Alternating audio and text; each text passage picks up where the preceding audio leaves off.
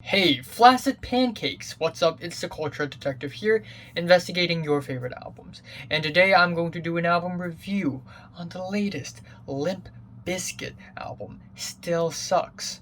New metal band Limp Bizkit is back after, I think, 10 years of hiatus. And I have to admit, I spent a good chunk of my childhood in the early 2010s and actually mid 2010s. That is like my childhood years.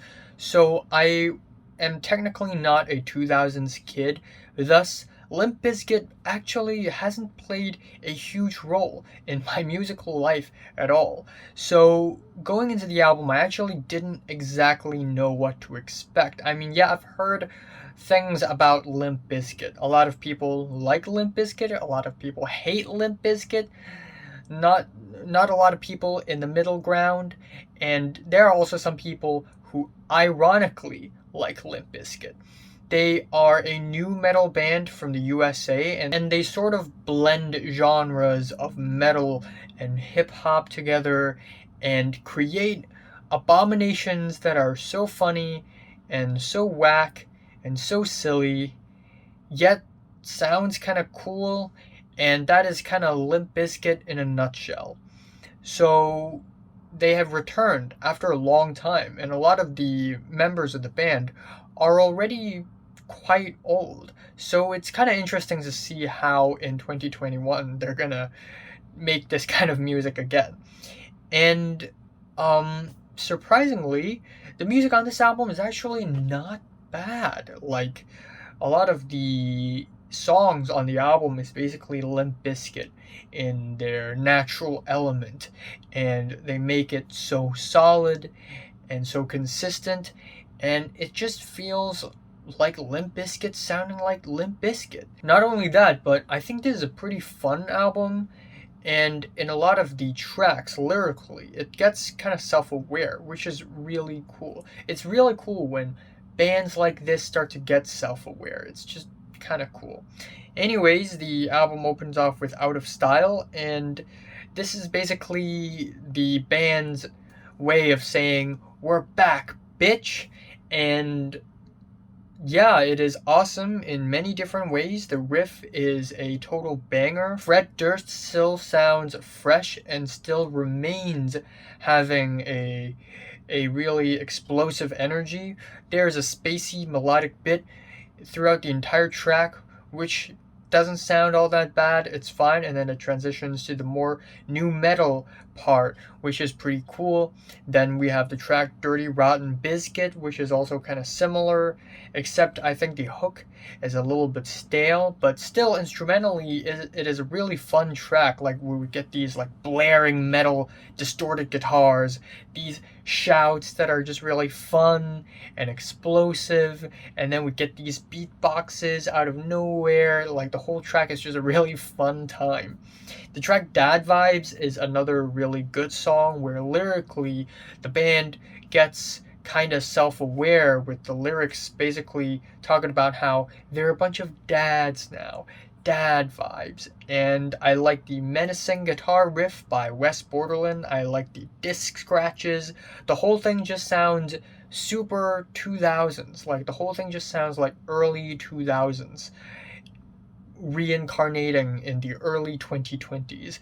I like the very swag delivery by Fred Durst on the track. Turn It Up Bitch is another really enjoyable track on the album for some reason. This track is more hip hop oriented with these sound effects, tight beats, a looped bass instrumental, bung bung bung bung, which is really fun and sneaky. And then we have a female vocal hook thing as a chorus, which is again very 2000s. It just sounds very early 2000s, and it's very fun, and it just messes around with itself, and I just think that is pretty cool. But of course, this album is not without its flaws. The track Don't Change is an emotional guitar ballad.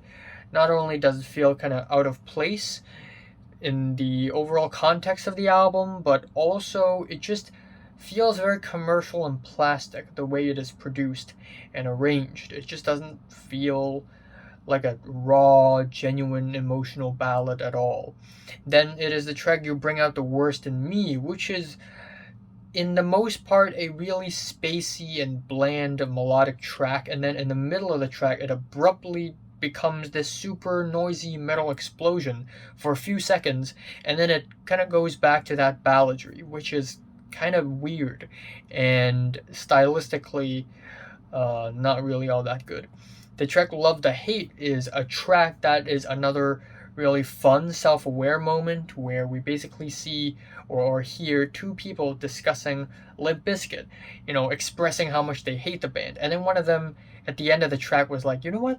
I actually kind of like them. And then the other friend is like, I don't know you anymore. You're not my friend anymore. And decides to kill the friend who loves Limp Bizkit.